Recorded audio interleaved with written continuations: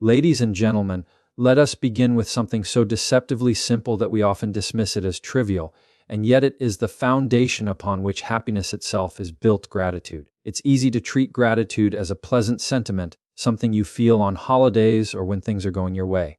But the truth is, gratitude is not a luxury. It is the discipline that anchors your life to the present moment. Without it, every minute of your life slips through your fingers as you chase what you don't yet have, forgetting to see what is already in front of you. Think about how most of us live. We wake up, check our phones, worry about what needs to be done, and race through the day as if time is something to be conquered rather than lived. And yet in that race, the miracle of being alive is almost entirely ignored. Do you know how many things had to go right for you to simply wake up this morning? The beating of your heart, the flow of your breath, the incomprehensibly complex orchestration of billions of processes in your body, none of which you consciously control, all work together just to give you one more day. But when was the last time you marveled at that? We are so accustomed to the ordinary that we fail to see its extraordinary nature. Gratitude in its truest form is not about saying thank you for something nice. It is about recognizing the miracle that every moment is. It is the psychological act of shifting your attention away from what is missing and onto what is here now. And that shift is transformative, because the human mind is wired for dissatisfaction. Evolution programmed us to notice threats, problems, and deficiencies. That's what kept our ancestors alive in harsh conditions. But the same mechanism that once protected us now often robs us of joy. If you allow that programming to rule unchecked, you will always be focused on what's wrong, what you lack, and what you fear. Gratitude interrupts that cycle. It recalibrates your perception so that instead of living in scarcity, you live in abundance. Now, this is not just philosophical poetry. It has real psychological consequences. Studies in neuroscience have shown that gratitude literally reshapes the brain. It activates regions associated with dopamine release, with feelings of reward and motivation. In other words, the more you practice gratitude, the more capable you become of experiencing happiness. Gratitude is not just the result of joy, it is the generator of it. This is why people who have very little, those who live in circumstances far harsher than yours or mine, can sometimes radiate a profound sense of peace. It's because they have learned to see clearly the small gifts that most of us take for granted. And this is also why gratitude is not passive. It requires responsibility. You have to choose every day where you will place your attention, because happiness does not arise spontaneously in a chaotic mind. It is cultivated. To be grateful is to take responsibility for how you perceive your reality. It is to say, I will not be defined by what I lack, but by what I have. And in that choice, you discover that you already live in a richness greater than you imagined. But let's take this even deeper. Gratitude is not only about appreciating life when it's pleasant. True gratitude is tested in suffering. When things fall apart, when illness strikes, when dreams collapse, when people betray you, it is there that gratitude shows its real power. Because even in suffering, there is something left to hold on to. There is still breath. There is still the possibility of growth, of wisdom, of resilience. Gratitude does not deny pain. It redeems it. It is the recognition that even hardship contains lessons that shape you into something stronger. And if you can see that, if you can say thank you, even when life is bitter, then no circumstance can truly defeat you. So ask yourself, are you living as if life is a gift? Or are you living as if life owes you something? That question may seem subtle, but it changes everything. If you live with a sense of entitlement, you will always be disappointed. But if you live with gratitude, even the smallest joys, a smile, a meal, a quiet evening, become treasures of infinite worth. And this is the paradox of gratitude. The more you recognize what you already have, the more life gives you. Not because the universe magically changes, but because your perception does. And when your perception changes, your entire experience of reality changes. You stop waiting for happiness to arrive in the future, and you begin to live it now, minute by minute, breath by breath. So let me leave you with this: happiness is not something you pursue endlessly in the distance. It is something you awaken to in the present. And gratitude is the key that unlocks that awareness. If you can master gratitude, you can learn to enjoy every minute of your life. Not someday, not after you've achieved everything, but right now. Because if you cannot be grateful in this moment, then no future moment will ever be enough. One of the greatest deceptions we fall victim to is the idea that happiness will come later, that it is always waiting for us just beyond the next milestone. We tell ourselves, I'll be happy when I graduate, when I find the right partner, when I get the promotion, when I finally buy that house. And yet, every time we arrive at that milestone, the satisfaction is fleeting. It disappears almost as quickly as it came, and we find ourselves setting our sights on the next target, the next achievement, the next condition for joy. This endless postponement is not harmless. It is, in fact, the very reason so many people reach the end of their lives with regret. They were always preparing to live, but never actually living. You see, the mind is clever. It convinces us that joy is tied to external accomplishments because accomplishments are measurable and visible. They make us feel like we're moving somewhere, building towards something. And to be fair, achievement has its place. It gives us structure, it drives us to grow, it brings meaning when pursued responsibly. But when happiness is entirely outsourced to outcomes, you become enslaved by a future that never truly arrives. You are always one step away from fulfillment, and that step keeps moving forward like a mirage in the desert. Philosophically, this is a form of idolatry, not in the religious sense alone, but in the psychological sense. You elevate some imagined future condition to the status of salvation. You believe that when that day comes, then, and only then, you will finally be complete. But the future does not exist. It never has. All you ever have is the present moment. And if you cannot learn to find joy here in the small details of today, then you will not magically find it when your dreams materialize. Because dreams, once reached, quickly become normal. What was once the distant mountain peak becomes the new ground you stand on. And then you look around, restless, for the next peak. Think of people who achieve extraordinary success. Actors, entrepreneurs, athletes. Many of them, after reaching the heights of recognition or wealth, confess to a profound emptiness. Why? Because they had built their identity on the belief that the top would save them. And when it didn't, they were left face to face with the same emptiness they had tried to escape, only now with fewer excuses left to chase.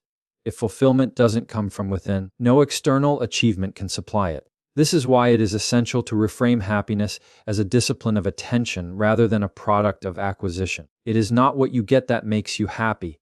It is how you choose to perceive what you already have.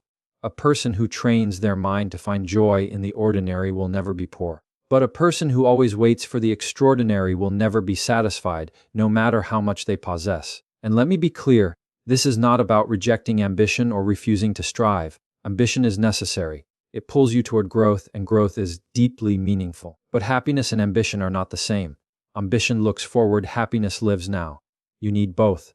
The tragedy occurs when ambition swallows happiness whole, when you convince yourself that you cannot be content until you've conquered everything you set out to do. That is not ambition. That is slavery to an illusion. So, what does it mean to stop postponing happiness? It means you allow yourself to celebrate life in its incompleteness. You embrace the fact that joy can be found in a conversation, in a cup of coffee, in the silence of a morning.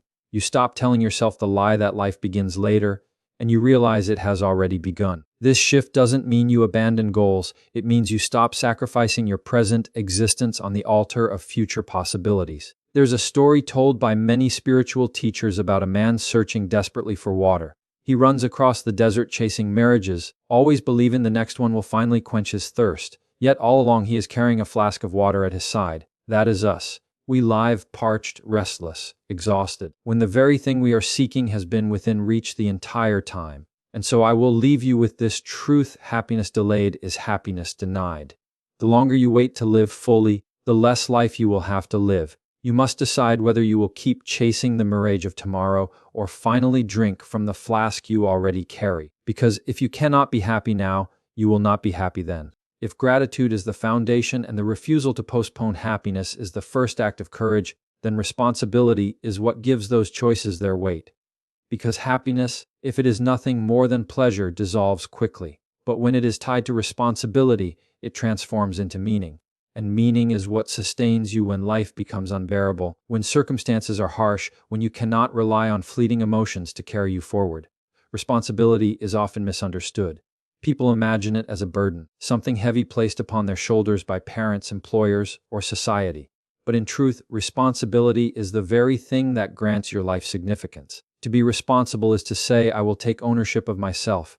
I will take ownership of what I can influence. I will take ownership of the small corner of the world that falls under my care. That is not slavery. That is freedom, because it transforms you from a victim of circumstance into a participant in the shaping of reality. Think about it. What is the alternative to responsibility? It is to drift aimlessly, to wait for someone else to solve your problems, to hope that meaning falls into your lap. And yet, nothing could be more dangerous than that posture. A person who refuses responsibility becomes bitter. They blame others. They drown in resentment because life feels empty, and they cannot understand why. But the emptiness is not an accident. It is the direct consequence of refusing to carry a load. Meaning is in the load. Now, consider happiness again in this light. If your life is nothing more than pursuing pleasure, comfort, entertainment, distraction, you will inevitably feel shallow. That's because pleasure is not enough for the human soul. We crave depth, and depth is found in responsibility. When you care for a child, when you work hard for your family, when you commit to building something that benefits others, you sacrifice your time and effort. But in that sacrifice, life suddenly feels worth living. The burden becomes the source of joy. That's the paradox. The heaviest load is also the one that lifts you out of despair. Psychologically, this makes perfect sense. The mind requires a sense of coherence, a story in which your struggles are not meaningless. Responsibility provides that story. It organizes chaos into order. It says, these difficulties I face are not random, they are the price of something noble. And when you attach your suffering to a noble aim, you stop resenting it. You endure it with dignity, even gratitude, because you see that it is carrying you towards something greater than yourself. But responsibility is not only about the big things, raising families, leading organizations, or serving society. It is also about the smallest choices, how you spend your minutes, how you treat the people around you, how you steward your talents. Every moment carries responsibility. Will you waste it, or will you use it to build? Will you drag people down with your cynicism, or will you lift them up with your presence? These choices seem small, but stacked together, they form the structure of your life. And if you neglect them, the structure crumbles. This is why responsibility is inseparable from happiness. Because without responsibility, there is no direction. And without direction, there is only chaos. Happiness that emerges from responsibility is not fragile. It is not dependent on circumstances always going your way. It is rooted in the knowledge that you are doing what you can, that your existence is contributing to something beyond yourself. That is a far deeper form of joy than anything comfort alone can give. So ask yourself, what responsibilities have you been avoiding? Where have you been hoping someone else would carry the weight that belongs to you? It might be in your relationships, where you've chosen convenience over commitment. It might be in your work, where you've allowed apathy to replace effort. It might even be in your own habits, where you've neglected your health or wasted your time as though your future self is not depending on you. These are not small matters. They determine the trajectory of your life. And here's the irony. The very responsibilities you avoid because you think they will limit your happiness are the ones that will give you the deepest happiness you can find. Because joy is not discovered in escaping burdens. It is discovered in carrying them well. The stronger you become, the more capable you are of bearing weight. And the more weight you carry, the more meaningful your life becomes. That is the trade-off. That is the path. So do not run from responsibility. Do not despise it. Embrace it as the very thing that will give you substance, dignity, and purpose. Responsibility does not crush you, it defines you. Because it is only when you carry the weight of your life willingly that you discover how strong, how resilient, and how profoundly alive you can truly be. There is one final truth we must confront if we are to truly learn how to enjoy every minute of our lives, the reality of death. Mortality is the shadow that walks beside each of us, whether we acknowledge it or not. And most people spend their lives trying to avoid thinking about it. They distract themselves, they keep busy, they chase pleasure, as if ignoring death will make it vanish. But the refusal to face mortality comes at a price. It robs life of its urgency and strips the present moment of its sacred weight. Paradoxically, it is precisely by remembering that our time is limited that we discover how to live fully. Imagine for a moment that you had infinite time. You would procrastinate endlessly. There would be no urgency to love, no need to forgive, no reason to treasure the people around you, because you could always do it tomorrow. But you don't have infinite time, you have a finite, fragile number of days. That recognition is terrifying, yes, but it is also liberating. It forces you to ask, how will I use the minutes I have been given? When people reach the end of their lives, their regrets are rarely about what they didn't accumulate. They don't mourn not having bought a bigger house or a fancier car. They regret not having spent more time with loved ones. They regret not having spoken the truth, not having lived authentically, not having cherished the small beauties of ordinary days. And the tragedy is that all along, they could have lived differently had they allowed mortality to awaken them instead of frighten them. Philosophers across cultures have pointed to this. The Stoics encouraged daily meditation on death, not as a morbid exercise but as a practice to intensify life. To remind oneself, I could die today, is not to give in to despair, but to sharpen your vision. Suddenly, the trivial concerns that consume so much of our energy, the petty arguments, the shallow comparisons, the endless chasing of status, all of it falls away. What remains is what actually matters: love, integrity, purpose, presence. Death, seen rightly, is not an enemy of life, but its instructor. Psychologically, this awareness also corrects our tendency to take time for granted. How often do we say, I'll do it later? Later becomes the most dangerous word in the human vocabulary. Later to say, I love you. Later to chase the dream. Later to heal the broken relationship. But later is not guaranteed. To embrace mortality is to live with the humility that time is not infinite, and therefore every opportunity matters. Now, let's bring this closer to the heart of happiness. If you want to enjoy every minute of your life, you must see every minute against the backdrop of death. That doesn't make the moment darker. It makes it brighter. The laugh you share with a friend becomes more precious when you realize you won't share infinite laughs. The sunrise is more breathtaking when you remember you will not see infinite sunrises. Even suffering takes on meaning when framed by mortality, because you understand that it too is temporary and that endurance itself can become a triumph. But here's the danger: if you refuse to face death, you live shallowly. You float through time half asleep, believing you will live forever, wasting the moments that could have been filled with depth. The courage to embrace mortality is the courage to live awake. It is to say, yes, I will die, but because I will die, I will live more fully today. This perspective also demands responsibility. If life is short, then what you do with it matters immensely. Every word you speak, every decision you make, every relationship you nurture, it all counts. And knowing that it counts infuses even the smallest actions with significance. Mortality doesn't diminish life, it magnifies it. So I ask you, when was the last time you lived as if today mattered? When was the last time you spoke to someone as though it could be the last time?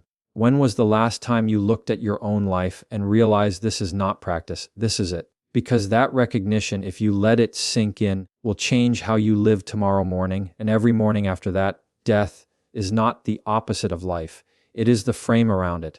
And once you have the courage to face that frame, the picture within it becomes infinitely more beautiful. Because only when you confront the reality of death do you finally learn how to live.